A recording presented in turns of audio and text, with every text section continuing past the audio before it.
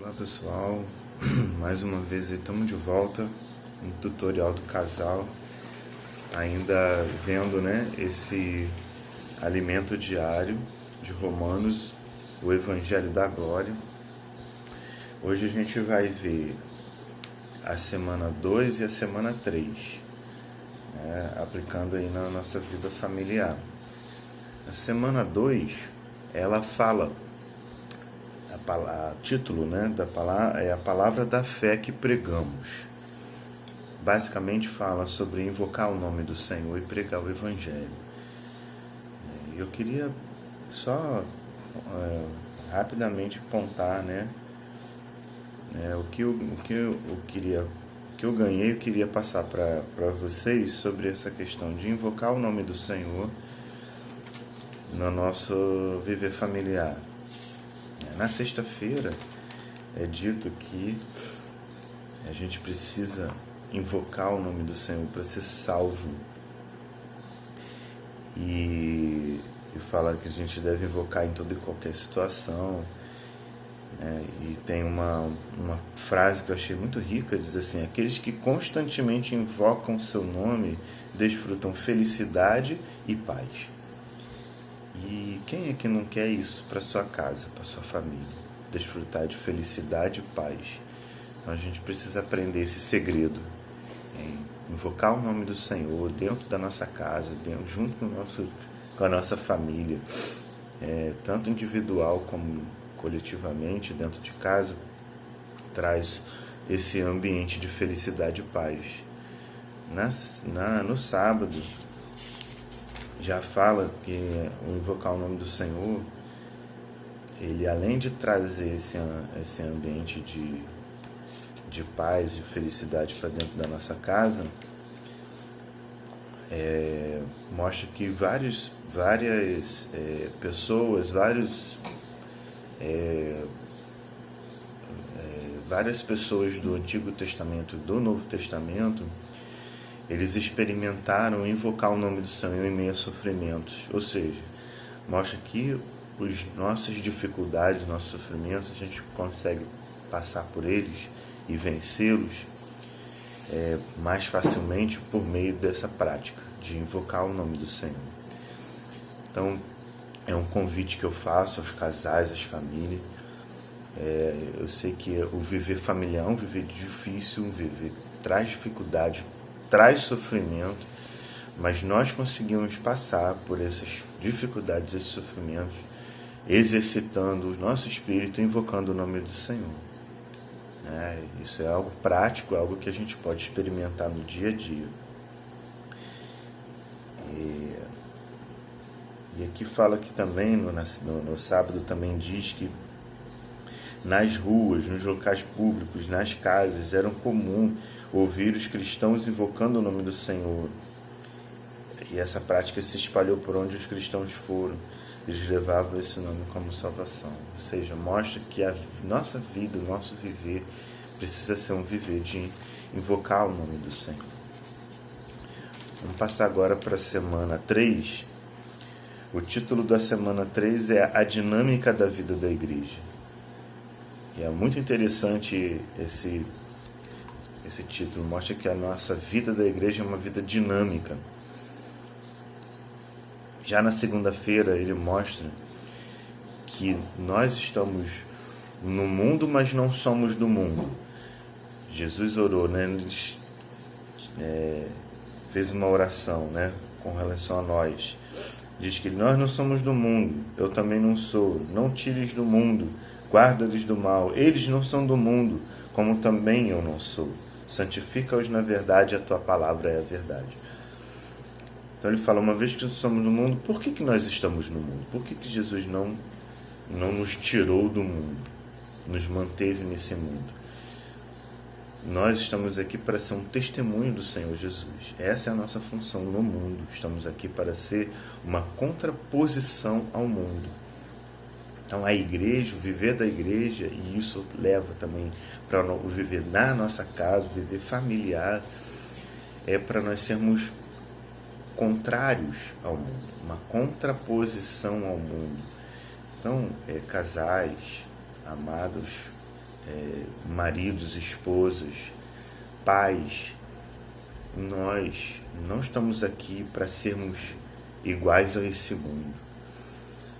Não tente imitar famílias, casais mundanos só porque eles têm uma aparência ou alguma coisa que vocês se agradam. Não tente ser iguais a eles. Nós não somos iguais, nós somos santos. Nós somos casais santos, famílias santas, famílias de Deus. Então nós temos que ter um viver diferente, um viver dentro da nossa casa diferente, levar a nossa família para as reuniões da igreja, ao invés de ficar aceitando todo final de semana convites para ir para festas, para ir para outras atividades. Nossa vida é uma vida com o Senhor. A nossa família, ela é do Senhor. Nós precisamos ter um viver santo. Então é isso que o Jesus está mostrando aqui para nós. A gente convive com as pessoas do mundo? Sim, beleza, convivemos. Mas para mostrar para elas que o nosso viver santo é um viver normal.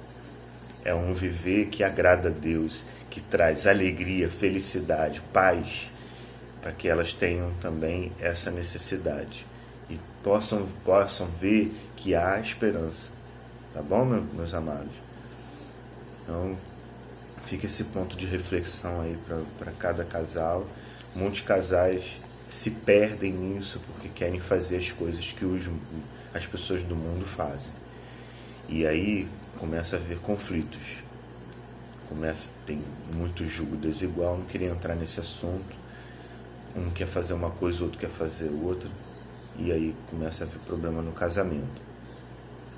Ainda que na segunda-feira dessa semana diz assim: a vida da igreja extrapola a vida de reuniões e inclui o nosso viver em casa. Nossa vida familiar é a vida da igreja também. Precisamos ter uma vida da igreja na família.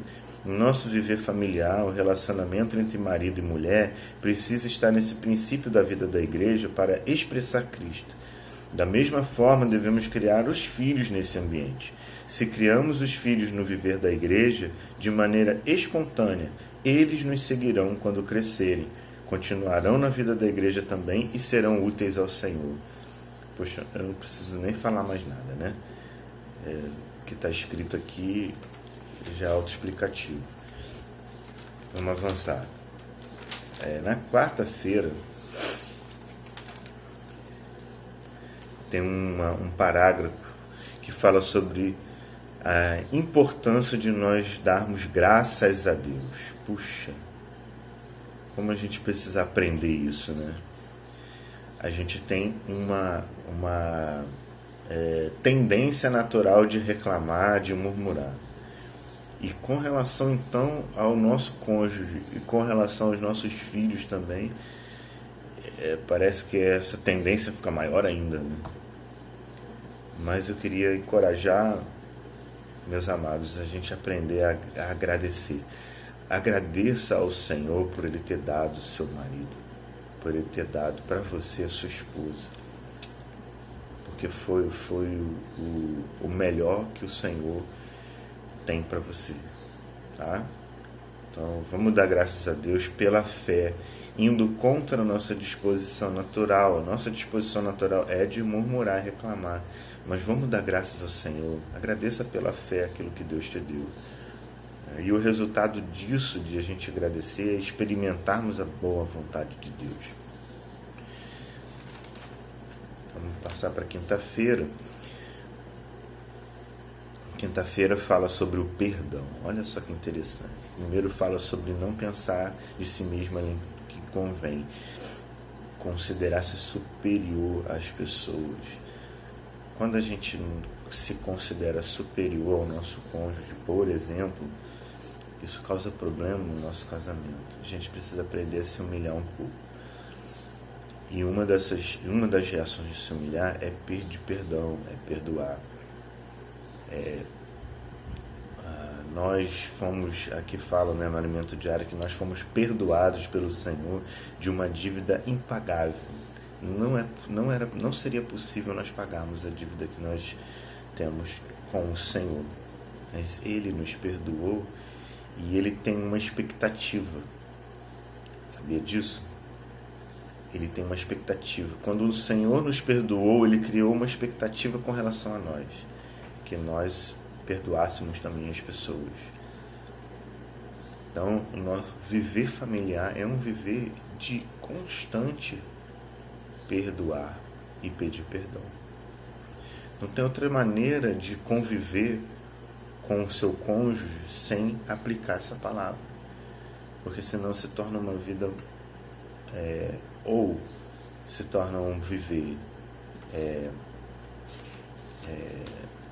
irreal, de fantasia, de mentira, ou então se torna um viver insuportável. Então a gente precisa aprender no dia a dia a praticar a unidade de Cristo no nosso viver diário, principalmente perdoando o nosso cônjuge.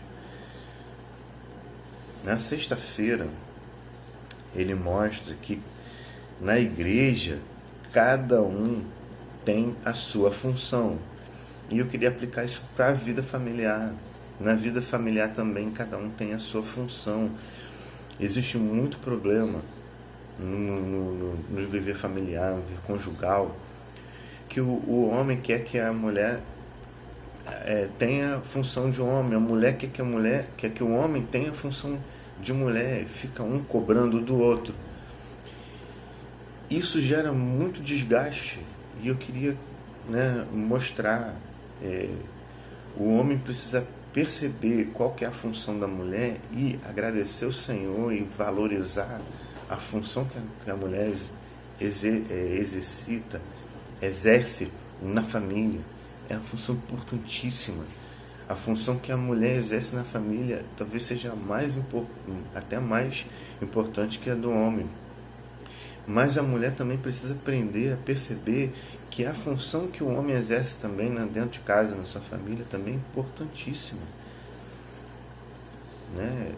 Talvez ele leve menos tempo ali gastando, exercendo aquela função, mas é também uma função importante, uma função de liderança, uma função de provisão, ou seja, de várias coisas que também trazem dificuldade, traz sofrimento, traz desgaste. Então a gente precisa perceber isso, cada um tem a sua função. Não adianta a gente querer ficar discutindo e brigando porque um não está fazendo, ele não tá valorizando a minha função, ou não está fazendo o que eu quero. Não, vamos perceber dentro de casa, converse entre vocês, marido e esposa, o que cada um precisa fazer, dividir as tarefas para poder não ter esse tipo de problema. É assim que a gente precisa aprender a organizar as coisas. E para terminar, meus amados, esse vídeo, eu queria reforçar um pontinho que foi falado aqui no sábado. Diz assim, os jovens, pelo menos uma vez na vida, precisam ir para o SEAP. Por que eu coloquei isso aqui, Porque os pais, nós pais, chefes da nossa família, nós precisamos incentivar, preparar os nossos filhos para que eles vão para o SEAP, para que eles sejam aperfeiçoados, se transformem em servos de Deus. A gente prepara muito bem os nossos filhos para o viver cotidiano, a gente investe em faculdade, escola e tal, para o viver secular. Mas nós temos uma responsabilidade, preparar os nossos filhos para servir a Deus. Então, além de ensinar a palavra de Deus para as nossas casas, a gente precisa também incentivar nossos filhos a irem para o SEAP, a entregarem a vida dele para o Senhor. Sabe, a gente fica querendo preservar ele, porque sabe que lá no SEAP ele vai sofrer, ele vai passar por privações.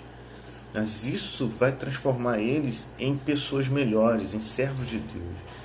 Então, irmãos, vamos incentivar os nossos filhos a fazer o SEAP, tá bom? Vou deixar esse recado aí para vocês. Jesus é o Senhor.